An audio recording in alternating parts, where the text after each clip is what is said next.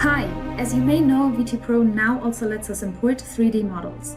This is a great new function that will enable us to create richer and more complex tours, as we are now able to combine these 3D models with the rest of the media from the program, such as panoramas, videos, hotspots, animated hotspots, skin elements, or whatever you can think of. And that is why we have created this tour showcasing many of these new possibilities. So we encourage you to watch this tutorial in which we'll explain the steps we have taken to create it. As you can see, this tour is fairly simple in terms of the interaction compared to, for instance, the car example where we can interact with many more elements, animations, etc. Here we basically have a series of hotspots superimposed on the model. We added a background image to this 3D model.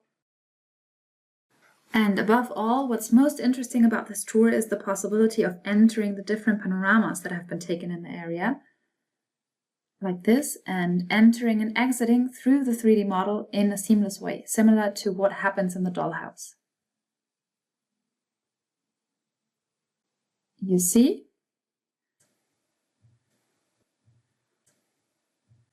Well, then let's have a look at how to achieve a tour like this.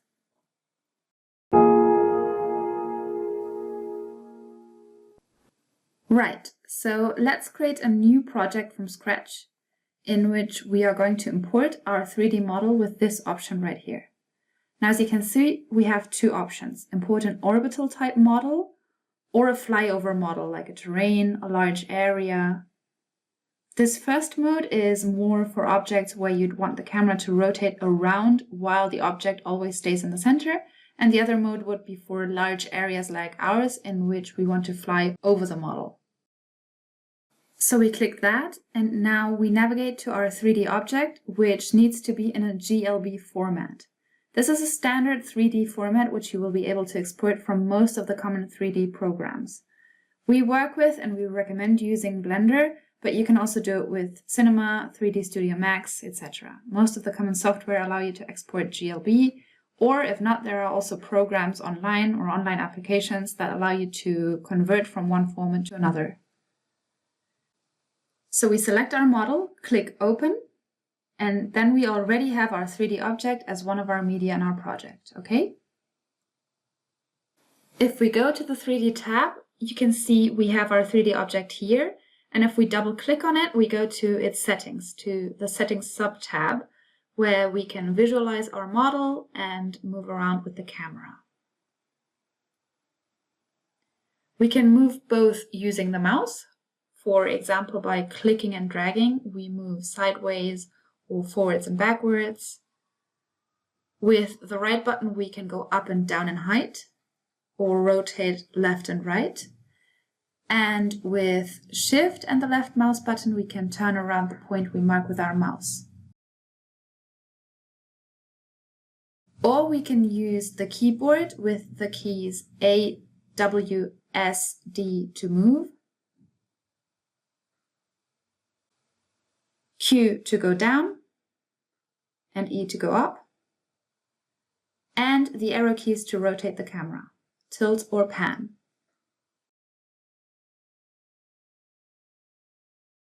The first thing we recommend doing is to look for a pretty view, one that's representative of the model, and click here in order to generate its thumbnail, which we will have as a reference in the program for each time we move through our project, to have all thumbnails of every object within our tour always well represented and easy to identify. Next, we can go on and define this parameter right here, which associates the measurements of the 3D model to real measurements in meters. This is going to be very useful for the measurement options, which will allow you to measure objects and distances inside the virtual tours. And it's also useful whenever you want to use the click and go mode for your hotspots. Then this measurement or scale would also be taken into account.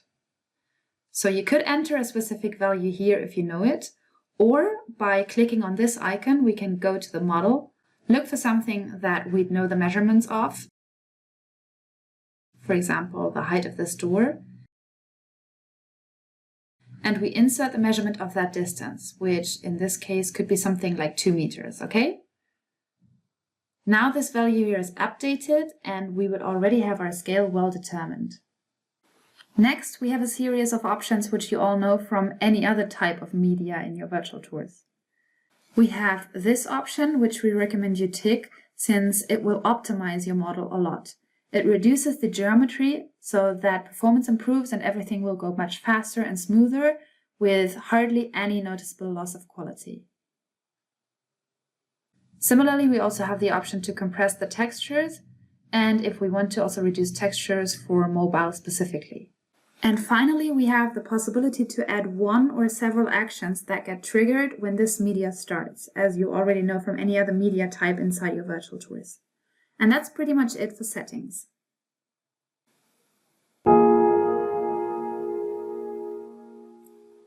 In this chapter, we will have a look at the camera settings, the creation of different views that we can establish inside the model, and above all, how you can create this type of cinematographic sequences that you can see right here in this tour.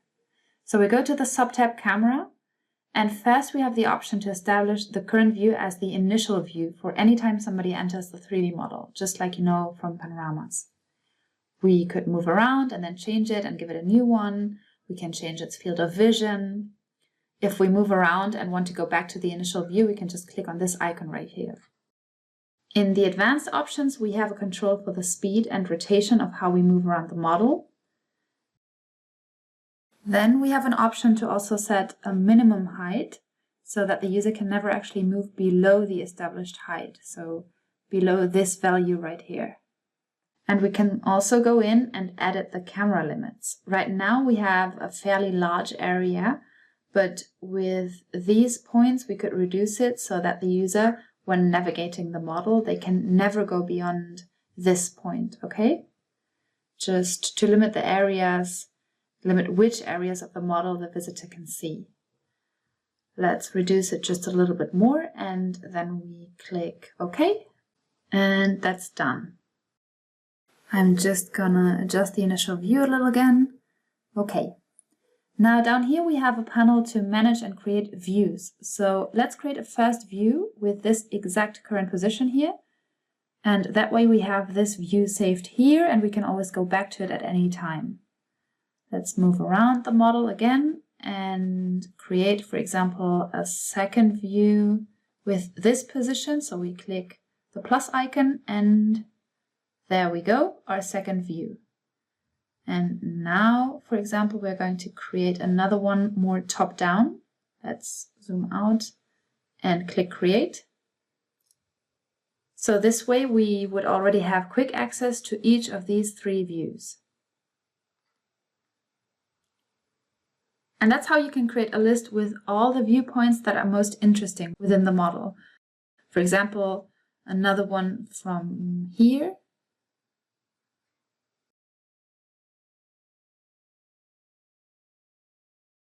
Or even if we wanted to adjust it a little bit better, we could do so within the viewer and then click again here so that this view 4 is updated with this position that we have right now. Defining these views is going to be very handy because later we can use skin elements or hotspots with an action to display view 1, view 2, view 3. And using these adjustments here, we can define that the transitions from one view to another would be with this and that exact duration, and even with one type of inertia or another. And then we have the sequences, which is similar to a waypoint within our panoramas, but for our 3D models. So when we create a sequence, we first choose which of the views that we have been adding we want to use. For example, let's use view 1, 2, and 3. Now we can see them here, and when we click play, we see the camera go to all these points. First to view 1, then to view 2, and finally to view 3.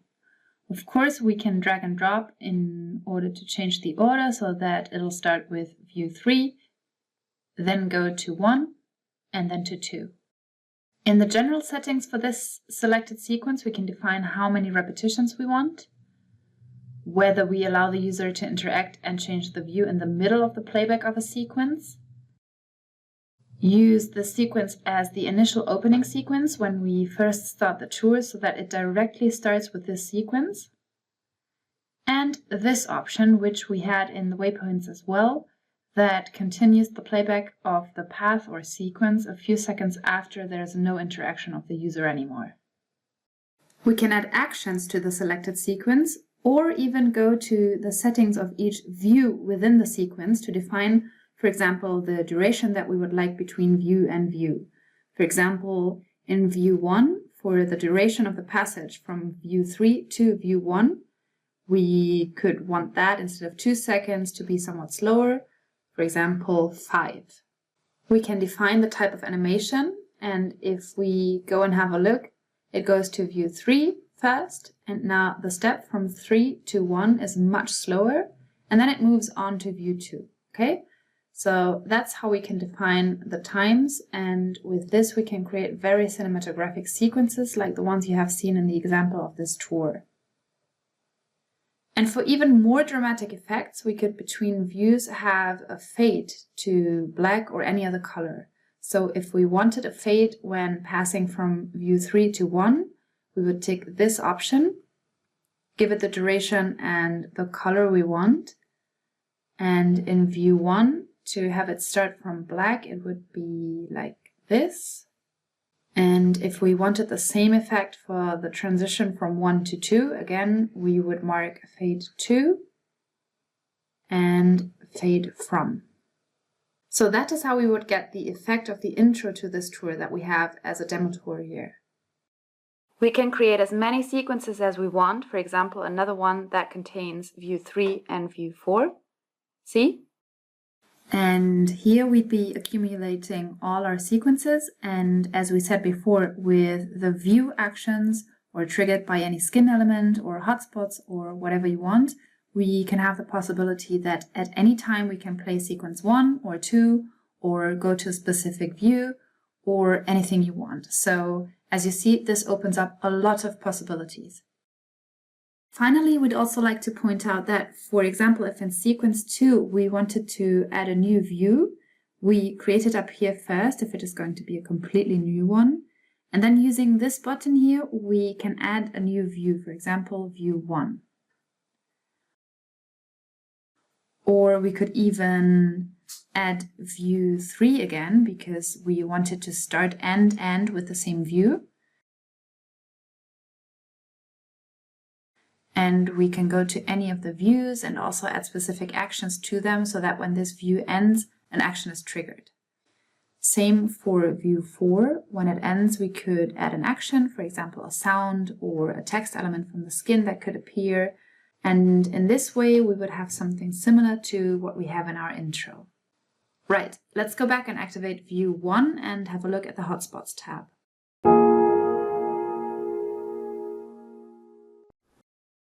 So while in this demo tour we have not added hotspots manually from this tab, a procedure you're probably familiar with from Panoramas, but instead we have used the hotspots that are automatically generated when we connect Panoramas to the 3D model, which is something that we will explain in a minute as well.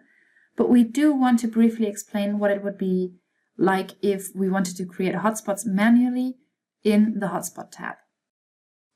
We click here, Add Image Hotspot, click anywhere we want in the viewer, and now the hotspot is anchored to that point in the model. No matter how we move, we always see it in that position.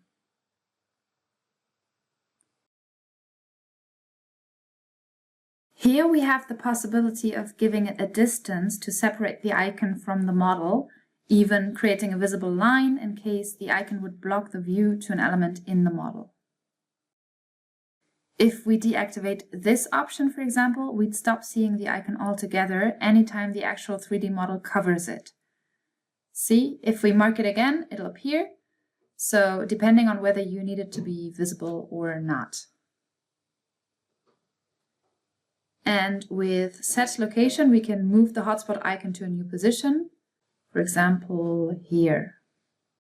What's important too is that the program understands that we are no longer working in 2 dimensions. For instance, if we add a new hotspot and put it against this wall, if we then go ahead and increase the distance, we will see that it separates with respect to the axis of that wall rather than, for instance, the ground. So the program understands that you've been placing the hotspot on the wall, and it'll always move them perpendicular to the surface that they've been placed on. We can uncheck this so that the distance is no longer measured in pixels, depending on whether or not you want it to be affected by the zoom applied. And then we also have advanced options, which are much like the ones that we have in normal hotspots. And finally, we can change the size of the icons. We have also added a new anchor point up here, which we can move, and then we'll see that it will always position the icon with respect to that point, as if this point were the center.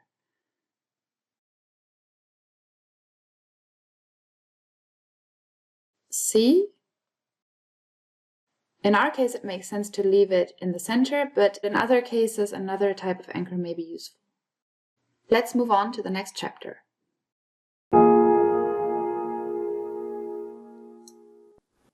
In this part, we are going to learn how to generate all these hotspots that are each connected to a specific panorama, and their position in space matches exactly that of the 3D model, so that a link is created that allows this type of transitions, in which it seems that the 3D model and the panorama are one and the same thing.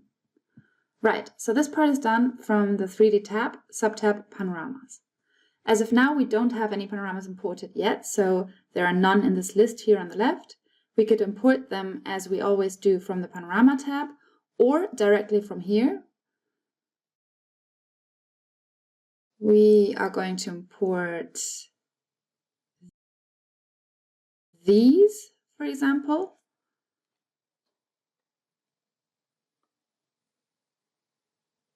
And now we have them all here in the list, and the idea now is to link them each to the 3D model.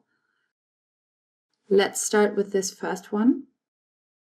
As is explained down here, to create that link, we need to create 3 points in the panorama and create those same 3 points in the 3D object. That is how we link and connect one thing to the other. So let's look for 3 representative points both in the panorama and in the model. And these should be points where there's no doubt as to their position in space. To add those points, we can either activate this button that turns on the mode point creation, or we can leave it deactivated and press instead the control button on our keyboard and simply click on the canvas to set those points. So let's create the first one, for example, in this corner, the second on this column, and the third one in a different area, for example, here.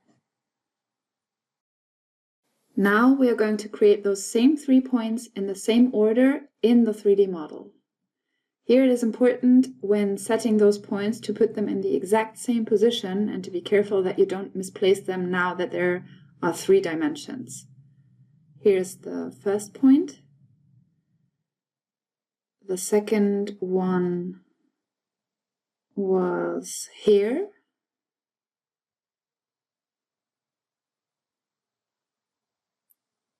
And the third one was over here. And you're going to see that by placing the third point, both the panorama and the 3D model are automatically completely linked and aligned, so that if we rotate in one, we have the same view in the panorama and in the 3D model.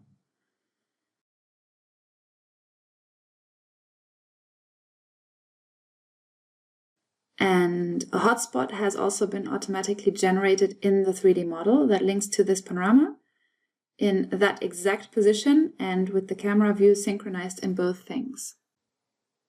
You can see now that even though I moved here in the panorama, the camera in the 3D model does not move along, and that is because I've just changed the position of the camera in the 3D model. In order to resynchronize them, you can click this button up here, which was grayed out. So in order to activate the synchronization, simply click it again, and it'll put both things back in sync so that when I move the panorama, it also moves the 3D model. You could also move the view of the model using the arrows on your keyboard, and that way the view will remain synchronized in both parts. If you move around the model using the mouse again, then you simply need to hit the button again, and that's it. Next to it, we have a button to delete the points. So if you need to adjust them again because they're not exactly where they should be, then you can delete and create them again. In this case, you would have to place them again in both the panorama and in the 3D model. Let's go to the next panorama and do the same thing. And again for the third one. And that's how we would proceed for the rest of the panoramas, importing them and then linking them to the 3D model by means of the 3 points. Over here we have some global actions. For example, if we want to use the click and go mode in the 3D model, then we have an option to only show those hotspots that are in our line of sight and not covered. Or for those cases where there are many panoramas and we thus have too many icons floating around here, we can limit the visible hotspots to those that are nearest, or we could define a distance, so a radius in which hotspots are visible, excluding those that are farther away. Then down here we have a few settings that are specific to each panorama, and we want to highlight this selected option, which what it does is when we come flying from the 3D model, and we enter this panorama, the camera would not point downwards onto the floor, which could be a little bit annoying, but instead when you arrive in that panorama, the camera readjusts and points towards the horizon. So you see something like this rather than something like this. Then we have the option to switch off the click and go mode for a specific panorama. And as we said before, the program creates a hotspot icon for each panorama that we've linked to the model. This means that if we go to the Hotspot tab now, apart from the 2 hotspots we've created as image hotspots at the beginning, we now also have these 3 new ones, which have been added automatically, and by default, they always come with this icon. If you want to change that, just select it here and change the icon here, just like any other hotspot icon.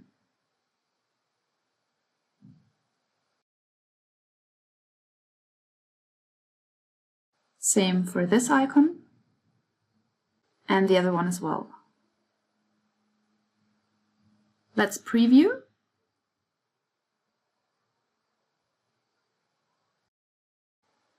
And as you can see, on the one hand, we have our 2 hotspots, which we've been separating a bit from their locations with a line. And on the other, we have the 3 hotspots that were generated automatically upon linking the panoramas to the model. Since we have the option Enter pointing to horizon selected, even when entering from this very swooping down steep view, as soon as we arrive in the panorama, the view is corrected so we don't end up looking towards the ground. See? That way we will always have a prettier and more useful field of vision inside the panorama. Here we can see the other hotspots of the panoramas we had linked. And if we click it, it'll take us there with a very cool 3D transition effect that mimics actual movement. So, back inside the program, the next tab would be Environment. Here we can see a couple of settings, the first one being the option to add a floor or a base or a platform on which the model would sit. We have a very big model, so maybe here that wouldn't make as much sense, but what we can change is this background color here. We can select any color, change the opacity. For instance, let's take this white and see how that changes the whole atmosphere. Another option would be to add an image as background, a fixed image. For instance, let's take this one, visualize it with this icon here. And now you can see that the model will always have this image in the background, and no matter how we move it, the image will always stay fixed in the background.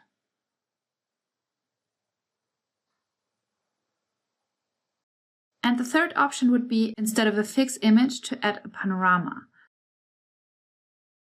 Let's take this one, make it visible, and there we have it. An image or panorama which does rotate as we move the camera around. Okay? So depending on what you need, you can choose one or the other.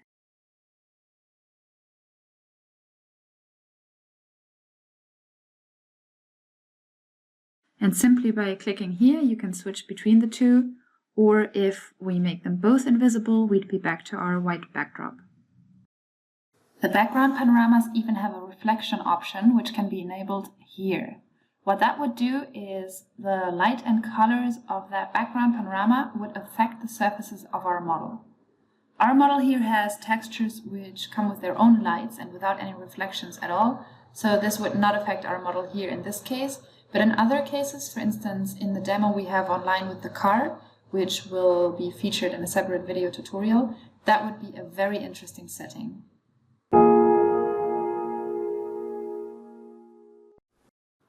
As you can see, we do have a few more subtabs here for our 3D models. In this demo, we have not used any of these, but we do want to give you a quick run through so you get an idea of what else is possible. The first one would be lights. Again, our model came with its textures already illuminated, so the lights would not affect it. Therefore, we won't add any lighting here. In fact, let's delete this one, which comes by default. And just so you know, we have two types of lights that you can add here: ambient light and orbit light. But we will have a better look at that in a separate video tutorial. Next, we have animations. Here, again, we don't have any animations, so there will also be a separate video tutorial on this feature in depth. But if your model contained animations, then they would appear here as a list, and you could then interact with them inside the program. Next up, we have the subtab Objects, in which we have a list of all the elements contained in our model, and where we can make them visible or hide them one by one. So you could show or hide just the church, for instance. For that, you'd need to have your 3D model prepared accordingly in the 3D program that you've been using to create the model. Here too, we will have a better look at that in a separate video tutorial soon. Now the subtab variants would be if we had different versions of our model, for instance with different types of textures. Again, we don't have that in this demo, and it'll be explained in a future tutorial.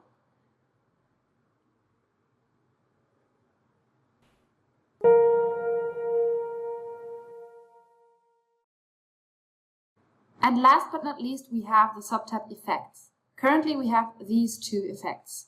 The first one, Vignette, which if we apply it, we can see this vignetting effect on the whole scene, which you can have more or less dramatic.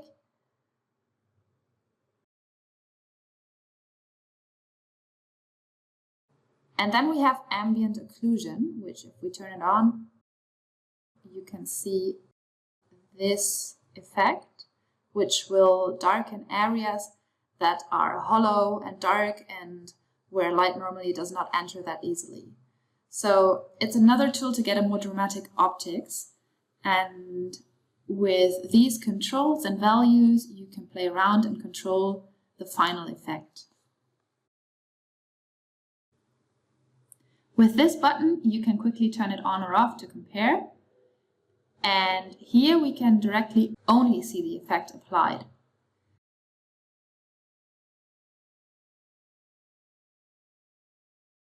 Currently, it is possible that if you apply this effect in particular, it will have a somewhat odd effect on your hotspot icons as well, which may show up like this. So currently, and until this is fixed, we don't recommend using this effect if you do have hotspots in your tour. So we turn it off. And if you really want this effect in the meantime, you can also get it in your 3D program that you've been using to build your model, adding the ambient occlusion effect and backing it so that it is included in the model's textures. And that's it. Now we'd have our 3D model ready. The rest of elements that you can see in the demo tour are either skin elements or things inside the panoramas or floor plans, which you can create and add independently as always and before even working with the settings of the 3D model. So we will not dive into that in this tutorial. And that leaves us with the last bit, which is to explain the new actions related to 3D models which have been added to the program. So let's have a look.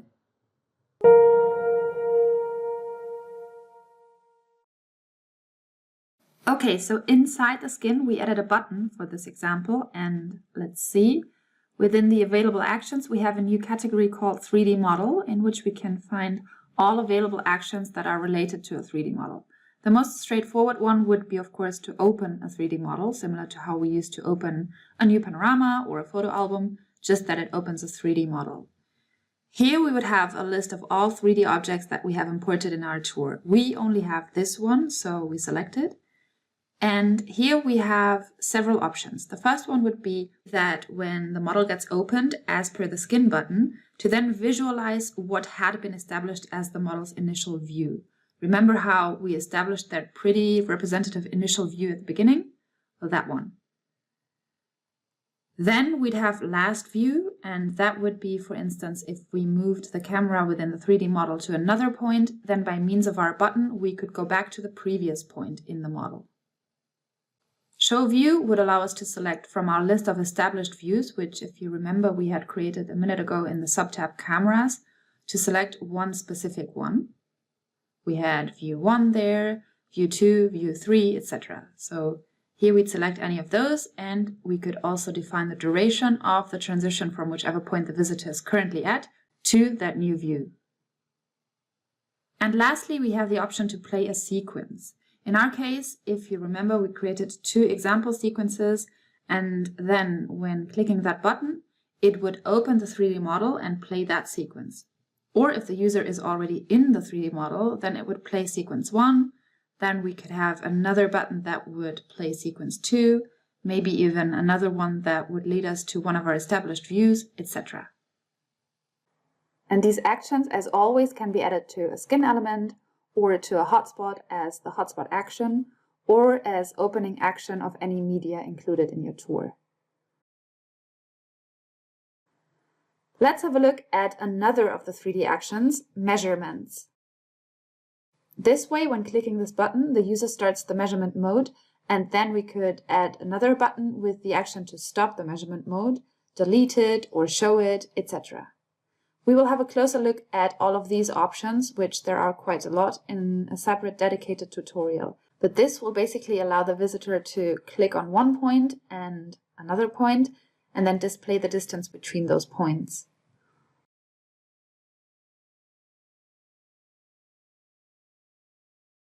Or you could even have multiple measurements, which will then be added up, so that we almost have some sort of path where each stop has its value, and at the very end we have the final value, which is the sum of them all.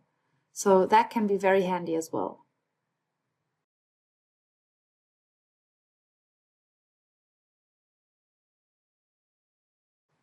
Let's close this. And in terms of the remaining 3D actions, since we did not use them in this demo tour, we will leave them for future tutorials as well, especially for the car demo, in which we did use these other 3D actions quite a bit. So there you'll be able to see and understand these in depth.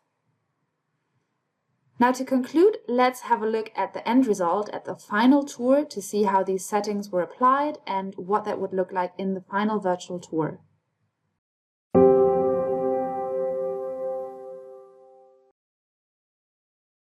Right, so let's start a quick walk through the final virtual tour so that you can see how we created some of the other elements it includes as well. First, let's go to the loading screen, in which we added this little image here.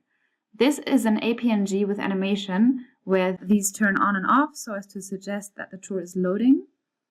And we have this in the mode on ready so that as soon as the tour is loaded, it will automatically pass on to the first screen. And this screen is basically just a container at 100% screen size with this background image and this click to start button. This button carries the action that when being clicked, it will open a 3D model, our 3D model, in such a way that it will start with a sequence that we prepared, and that sequence is called intro. And secondly, it has the action to hide a component, so that as soon as the 3D model opens, the first screen from before, which is essentially a container, so a component, closes and does not sit in front of the 3D model blocking it. And we also gave it a duration of 1 second and a little delay. And that is how we achieved this little transition coming from black to the initial sequence inside the model.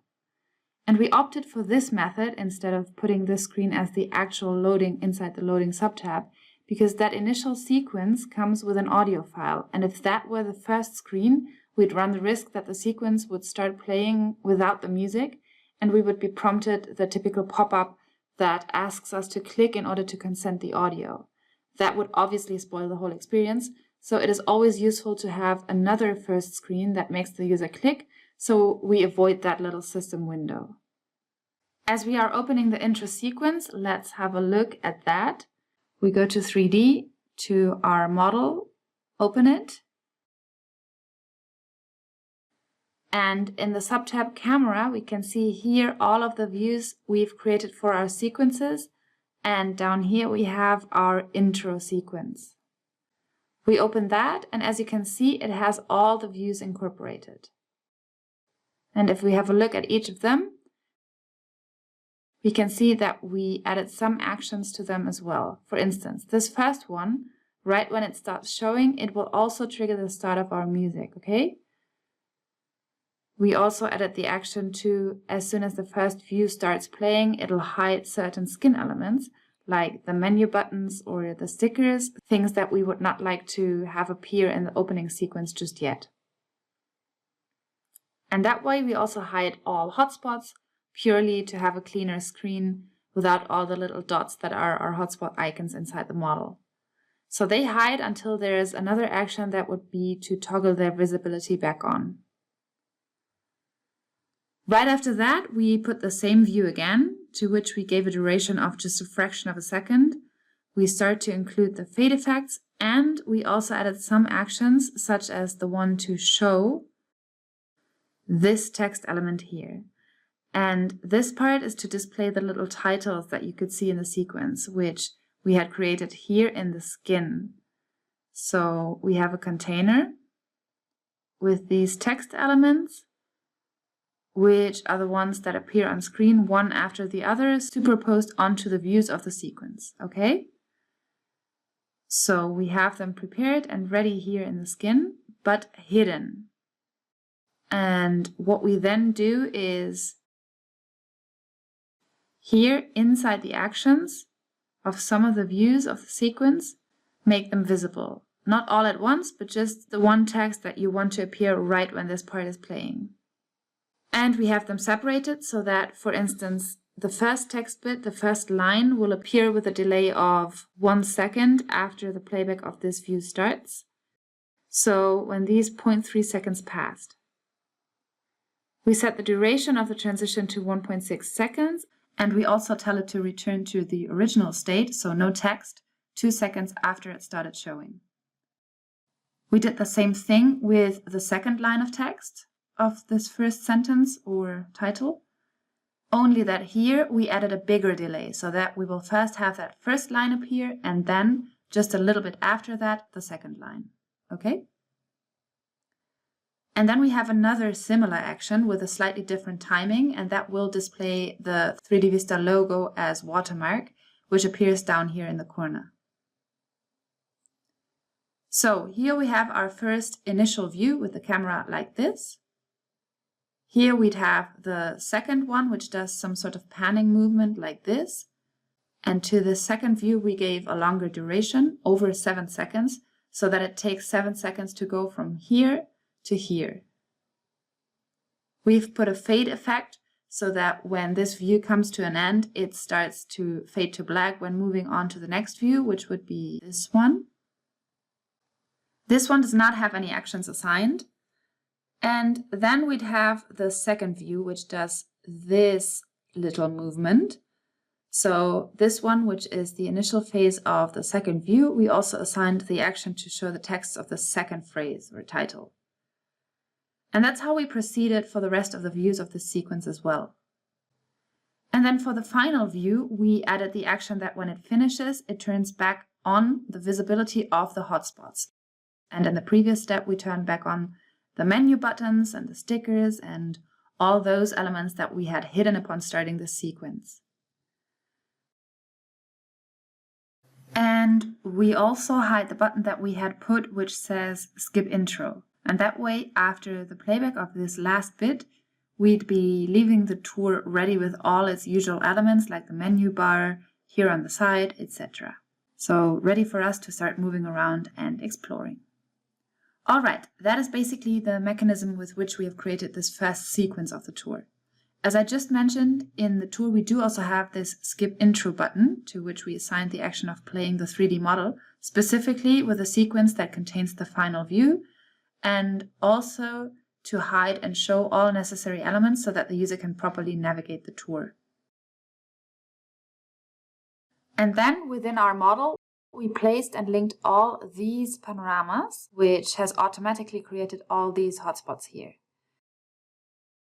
And we have two types of icons, the normal ones, and then for a few select ones, some of the more important ones, we put animated hotspot icons, which are APNGs, in such a way that upon rollover, so as soon as the user rolls over it with the mouse, the animation starts.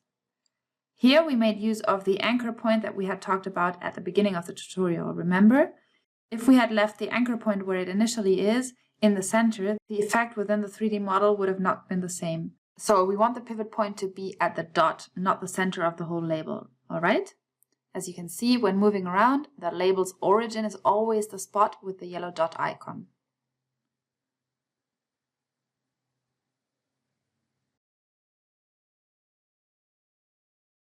Another skin element worth mentioning is this back button here. Initially, we have it hidden so that when the user is in the 3D model, it does not show. But in each and every panorama, we have put the action that upon starting the panorama to also show this button. And the button itself has the action to open the 3D model with the last view. So that allows us to, when we enter a panorama and then click here, to go return to the 3D model, but specifically to just that view that we had right before entering the panorama. And that's how we can ensure that there's a certain continuity in the navigation of the tour. And other than that, the rest of the elements are just the usual screens and skin elements, such as the info window, the location, highlights, which you most likely already know how to create, or if not, you could go back to some of our existing tutorials on these things. And that's everything for this tutorial. We hope you like the new 3D functions and we're looking forward to see them applied in your virtual tours. Thank you for watching.